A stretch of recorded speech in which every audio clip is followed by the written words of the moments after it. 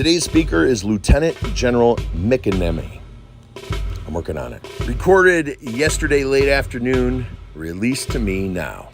Thank you for the emails. I'm more apt to answer those than the comments because of the small type. Have not slept at all, like in the last 3 or 4 days. Ate about 3 or 4 meals. You're wondering why you're not hearing this on mainstream news, and it seems like the messages of propaganda seem to be getting stronger in the last 24 hours. It's because these media companies have either been purchased by China, the CCP, or the CCP has bribed these people. And how these bribes work are explained by me, and the Lieutenant General speaks about it also. For example, many of the children's movies that we've gone to the theater to see, we see the DreamWorks logo with the little moon and the boy with the fishing pole. That is a propaganda media company solely owned, started, and operated by the Chinese Communist Party. If you see that logo in a movie, that corporation is controlled by China. In the summer of 2010, this gentleman approached me after I spoke to who turned out to be a British spy for over an hour. The things he said are explained in a video called The Spy Who Woke Me. Ironically, Lieutenant General Mcineney, I'm sorry, sir, I have not gotten that out of my mouth once correctly yet, is one of the people that were at the Zoom meeting 2 Sunday nights ago. By the way, this is the gentleman that intercepted all of the emails between Hillary and China. So you understand how these politicians get sucked in. A Chinese spy will come to them and say, we would like to give you $2.5 billion to invest in your country any way you want if you introduce us to blank. Every single one of these people who betrayed our country was approached with that sentence. It is considered a loan with no payback date, which means it's a bribe. And they don't target just politicians. They target college professors, doctors, scientists, whatever feeds the narrative they're trying to create. Powerful words. I would like to hit it in a different direction. World War III has started. Some of you have heard me say this before. How has it started? We're in a war that is a hybrid war. It started out with the pandemic, or even before that, with the Russian collusion, internal people fighting us. And then the pandemic is not a pandemic. It was a deliberate biological attack on the United States of America and the global world with the intentions of the Chinese, President Xi, to take down our economies, number one. Number two, to impact this election in America in 2020. So when people say we've got a pandemic, understand it. It was a deliberate attack by China. There's no question about it, where it came from, and we must understand that. Now, simultaneous with that, we've had a very evil group in the United States of America. You all know who they are.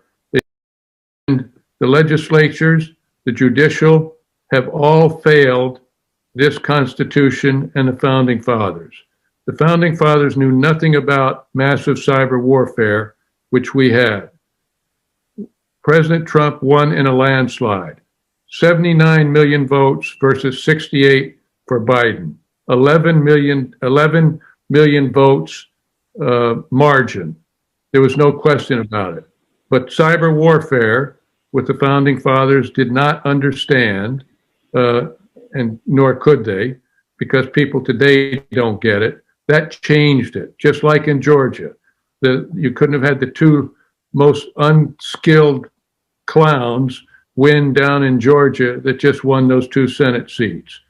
And the fact is, we've had collaboration, unfortunately, by Republicans and Democrats in this event.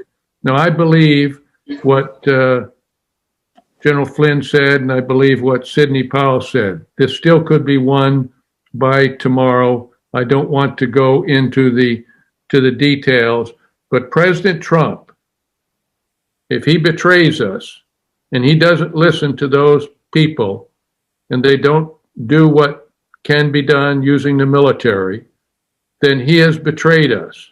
He is either the greatest president in our history, or he's going to be the worst, to let a Marxist communist group come in and take over with China.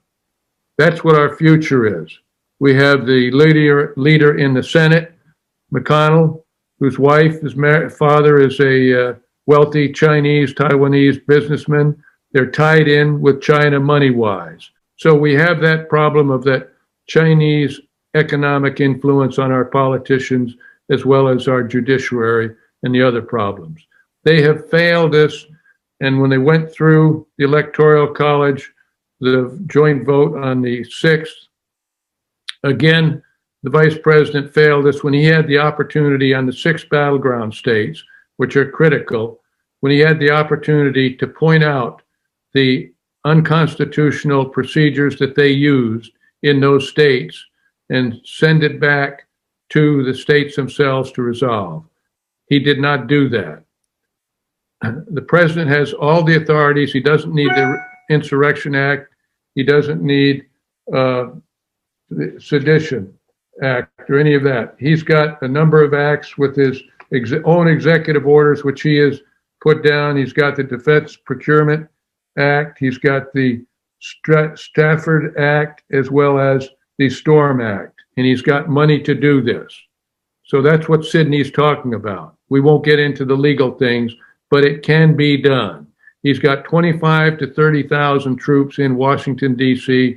to do that. Will the military stand up?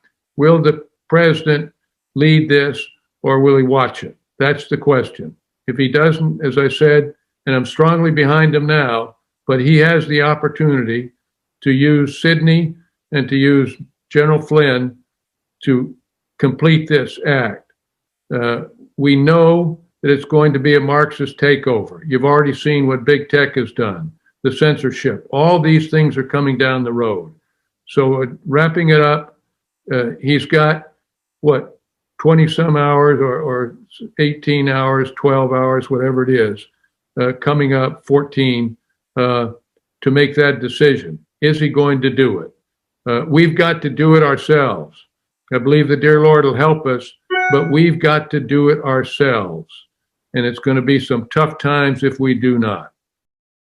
If you'd like to donate to this channel, and that need is starting to increase, cost me $40 to upload the Martin Luther King video. I had to buy data. The email address is below, and that is attached to PayPal or Zelle. Okay, hello, true homies, the only ones that make it to the end of the video. I'm going to let you know, if you make a playlist of my videos, ones that you think are important, ones that you think are true, and name it something like what you need to know about World War III or anything, you're going to get a lot of street cred from YouTube. I don't understand how it works, but I was suggested by one of the people that teach YouTube that if I make playlists of popular videos and host them on my own channel, that my channel will receive a lot of credit or direction, or he said, do it. If you don't have good videos, do it. So if you want to do that, go ahead, because I don't need any more attention at all. It's better that's why you're seeing a lot of stuff end up on the Gibby channel.